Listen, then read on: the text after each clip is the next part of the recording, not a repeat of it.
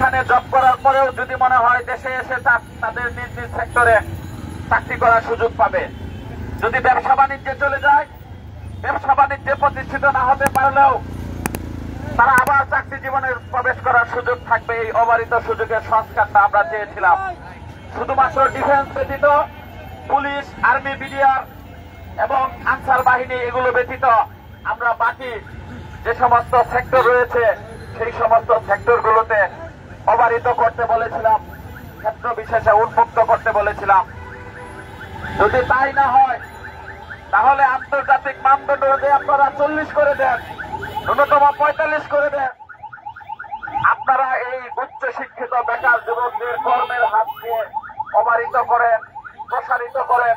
এই দাবি আমরা দীর্ঘ 13টি বছর যাবৎ জানিয়ে আসছি। আজকে এই অভ্যুত্থানের সরকারের কাছে আমাদের চাওয়া ছিল আমরা যেন আমাদের ন্যায্য অধিকারটা ফিরে পাই, আমরা যেন বঞ্চিত না হই, আমরা যেন আমাদের সেই সার্টিফিকেটের অধিকারটা ফিরে পাই। আপনি একবার ভাবুন তো, আজকে যে বয়স সীমা 32 বছর পর্যন্ত করা হয়েছে, যার বয়স 32 পর্যন্ত ওভার হয়ে যাবে, সেই ছাত্রটি 32 বছর একদিন হলেও তাকে 100% কোটা দিলেও তার সার্টিফিকেট আর কোন মূল্যায়ন থাকবে না। সেই সার্টিফিকেট দীর্ঘ 27-28 বছরের অর্জিত সার্টিফিকেট তখন মূল্যহীন হয়ে যাবে।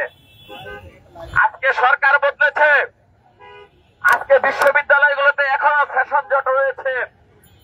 বিগত সরকারের আমলে সেশন জট, দলীয় নিয়োগ, বিসিএস এর প্রশ্নভাগ, ব্যাংকের প্রশ্নভাগ, প্রত্যেকটা চাকরির নিয়োগের প্রশ্নভাগ হয়েছে। বিগত 16 বছর ধরে দলীয় নিয়োগ হয়েছে। মেধাবীরা এই দীর্ঘ 16 বছর ধরে বঞ্চিত। তাদের ক্ষতিপূরণ হিসেবে রাষ্ট্র কি ব্যবস্থা নিবে? রাষ্ট্রকে অবশ্যই ব্যবস্থা নিতে হবে, নইলে এই উচ্চ শিক্ষিত বেকার যুব সমাজ আজকে নেশার গড়ে পড়ে, আত্মহত্যার প্রবঞ্চনায় পড়ে তারা আজকে আত্মহত্যার পথ বেছে নিচ্ছে, মাদকের পথ বেছে নিচ্ছে। আজকে যদি সংস্কার করতে হয় তাহলে এই বয়স সীমার সংস্কার আজকে করতে হবে। মাননীয় প্রধান উপদেষ্টার 3টা তত্ত্ব, উনি লিড 3 সারা বিশ্বে তিনি তত্ত্ব দিয়ে থাকেন। জিরো বেকারত্ব, জিরো আনএমপ্লয়মেন্ট, জিরো পভার্টি মানে শূন্য দারিদ্রতা এবং জিরো কার্বন নিঃসরণ। এখানে প্রথমেই বলা হয়েছে শূন্য বেকারত্ব। আপনি বেকারত্বকে কিভাবে শূন্য করবেন? একটা ছেলে যখন পলিটেকনিকে পড়ে, ইঞ্জিনিয়ারিং পড়ে, ডাক্তারি পড়ে, পড়ার পরে তার সার্টিফিকেটকেই যদি অকেজো করে দেন তাহলে তাকে নিয়োগ দিবেন কিসের ভিত্তিতে? কোন মেধার ভিত্তিতে নিয়োগ দিবেন?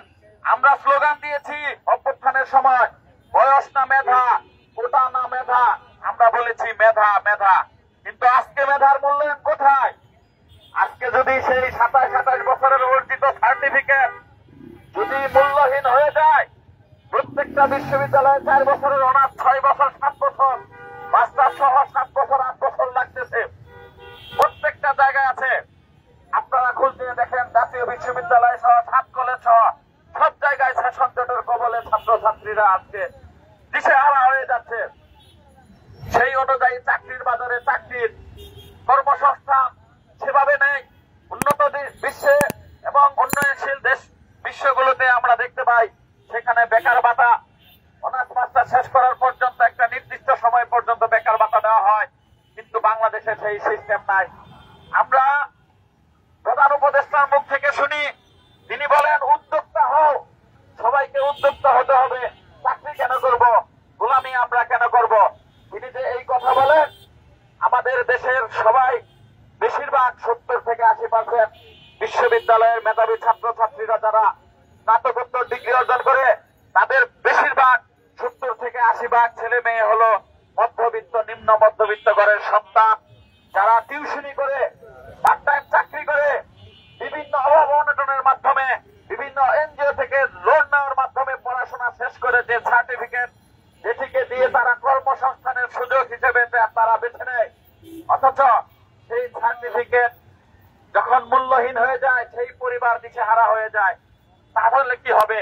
আমরা বলেছি সেই সার্টিফিকেটকে জমা রেখে, সেই সার্টিফিকেটকে জামানত হিসেবে রেখে আপনারা মিনিমাম 50 লক্ষ টাকা বিনা সুদে ঋণ দিতে হবে। নইলে কোনো উদ্যোক্তা হওয়া যাবে না। কিভাবে উদ্যোক্তা হবে? 2 লক্ষ, 1 লক্ষ, 5 লক্ষ টাকা দিয়েও কোনো বিজনেস শুরু করা যায় না।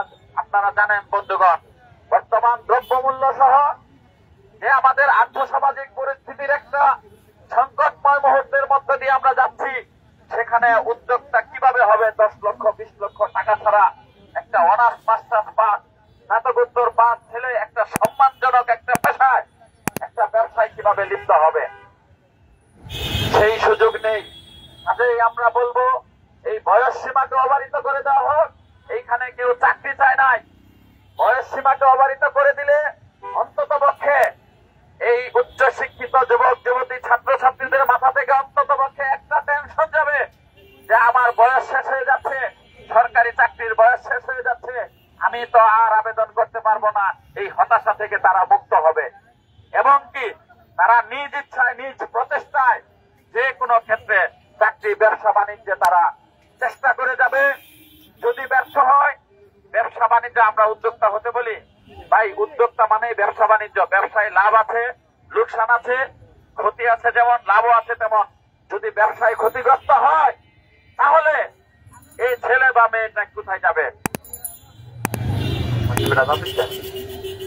আমরা মাগরিবের আজান এবং নামাজের বিরতি শেষে আমরা